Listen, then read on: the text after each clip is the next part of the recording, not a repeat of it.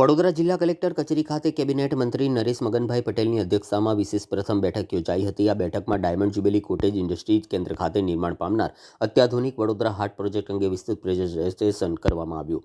Project અંદાજિત 80 કરોડ રૂપિયાના ખર્ચે સાકાર થશે. હાટમાં પ્રદર્શન કેન્દ્ર, એમ્પી થિયેટર, હસ્તકલા વેચાણ માટે વિશિષ્ટ સ્ટોલ્સ તથા અન્ય આધુનિક સુવિધાઓનો સમાવેશ કરવામાં આવશે. આથી સ્થાનિક હસ્તકલા કારીગરો અને સ્વરોજગારી સાથે જોડાયેલા ઉદ્યોગકારોને તેમના ઉત્પાદનો માટે સારો બજાર અને મજબૂત પ્લેટફોર્મ મળશે.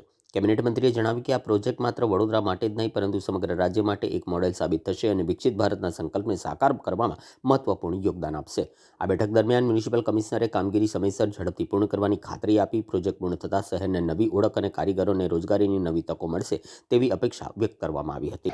આજે જે વડોદરામાં બની રહ્યા છે અર્બન હાટ છે, અત્યારે લક્ષ્મી વિલાસ પેલેસની ઓપોઝિટમાં જે જમીન છે ત્યાં જે ખાતમુહૂર્ત થઈ ગયું છે આનું કામગીરી શરૂ કરવાનું અને વહેલા તકે એનું કામગીરી લઈ જવા માટે જે મિટિંગ હતી માનનીય મંત્રી શ્રી કુટીર ઉદ્યોગ અને આદિજાતિ વિકાસના તરફથી મિટિંગ લેવામાં આવી હતી. એમાં કોર્પોરેશન કલેક્ટર શ્રી, ડીડીઓ અને ધારાસભ્ય શ્રી બાલુભાઈની હાજરીમાં મિટિંગ થયેલી હતી.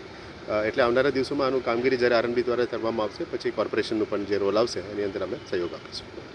ખાસ કરીને મારો કોટેજ ઉદ્યોગ મારી પાસે છે ત્યારે એક બરાડા જેવા ખૂબ સારા શહેરની અંદર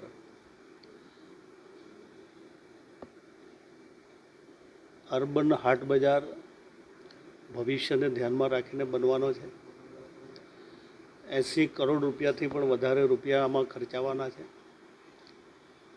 આનંદની વાત એ છે કે અમારા દંડકશ્રી બાલુભાઈ, અહીંયાના અધિકારીશ્રીઓ અને આખી ટીમ એમના ઉત્સાહપૂર્વક, આમ તો મારા વિભાગનું કામ છે તેમ છતાં એ લોકો પૂરક બની રહ્યા છે અને આપણા યશસ્વી મુખ્યમંત્રીશ્રીએ એમના વરદ હસ્તે ભૂમિપૂજન પણ કર્યું છે. આપણા દેશના યશસ્વી પ્રધાનમંત્રીજી નરેન્દ્રભાઈ જે રીતે દેશને એક વિકસિત દેશ બનાવી રહ્યા છે, સાથે સાથે આત્મનિર્ભર તરફ જ્યારે આગળ વધી રહ્યા હોય ત્યારે એક બરોડાની અંદર ખાસ કરીને એક અદ્યતન આધુનિક સમયને ધ્યાનમાં રાખીને એક અર્બન હાટ બજાર બને, એમાં અનેક લોકો સમયને ધ્યાનમાં રાખીને તાલીમ પણ લઈ શકે. એ લોકોના જ દ્વારા બનેલી કોઈ પણ આઇટમો એ બરોડાના શહેરના જ લોકોને, આજુબાજુના લોકોને ગમે એવી પ્રકારની અનેક વસ્તુઓ અહીંયા જ વેચાય.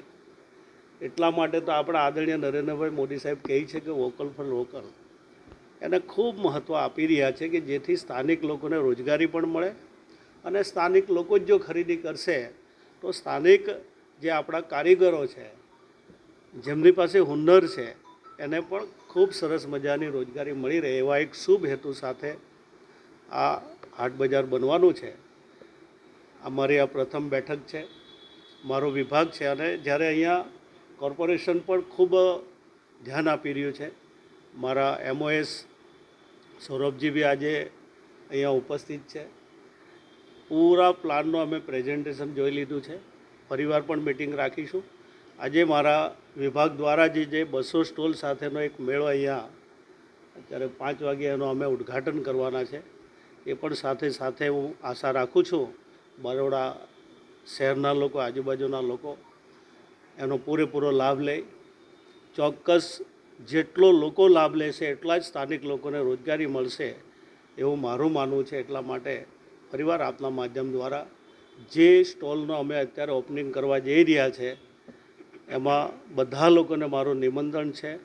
જેટલા દિવસ બી અહીંયા સ્ટોલ જોવા મળશે એટલા દિવસ બધા લોકો લાભ લે એવી મારી બધા જ લોકોને પ્રાર્થના છે. ફરીવાર હું આપના માધ્યમ દ્વારા જે બાલુભાઈ અને એમની ટીમ જે ઇન્ટરેસ્ટ લઈ રહી છે, હું ચોક્કસ આવનારા દિવસોમાં એવો હાટ બજાર બનાવીશું કે જે ગુજરાત એક મોડેલ તો છે જ, પણ આવા હાટ બજાર બનવાથી એની પ્રેરણા લઈને બીજી જગ્યાએ પણ આવા હાટ બજાર બને એ પ્રકારનો અમે આવનારા દિવસોમાં કામ કરીશું એવું ચોક્કસ આપને વિશ્વાસ આપું છું. ધન્યવાદ.